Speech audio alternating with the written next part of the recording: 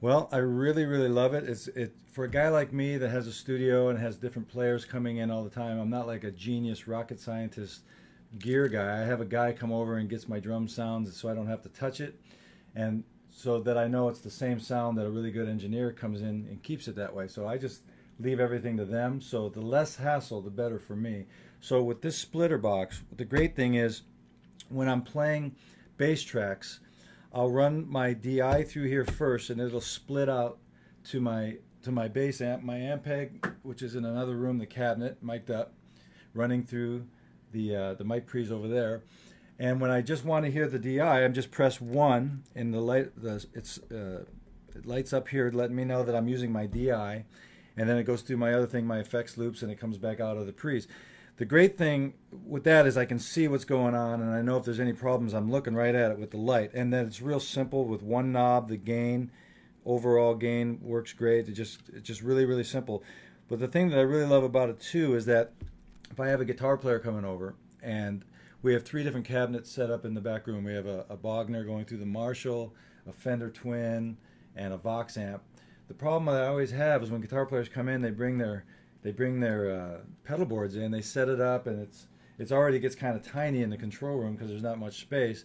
And then we're having to walk back after every take. Let's put it through the other amp now and double it as a different sound, and then we'll go in there and rewire it and stuff. It just takes forever. And the great thing about this is that we go, okay, so we want the Marshall cabinet, which is number 2. It lights up. It lets me know that the Marshall cabinet is coming through the mic pre. And then if we want, say now let's double that with the Fender Twin with the remote here. Press 3, and that goes to the Fender, and then 4 for the Vox. So I don't have to change microphones. I don't have to go back in and out. Which has been frustrating all these years.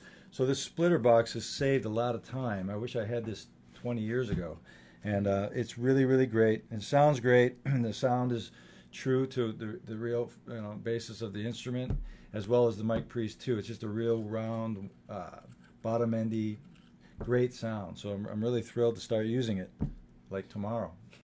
One of the great things about the R601 is that live and in studio, what's great about live is there's a foot switch that comes with it, which we don't have right now. But when you're playing live and you want to switch cabinets, if you're mic'd up on stage, different cabinets, you press the foot switch, and then the house guy will get that directly, which will be an amazing concept for being able to split sounds up, which is a difficult thing when a guy only has, one amp on stage. He can bring several amps up with different sounds for different sections and not just worry about his pedal board covering the sounds, but he can hit the foot switch and it sends that to him, which is something I'm looking forward to doing. But one of the great things too about the R601 is that not only can you get individual, when you press the remote, you get the DI sound, but you can also use all the different ones at the same time.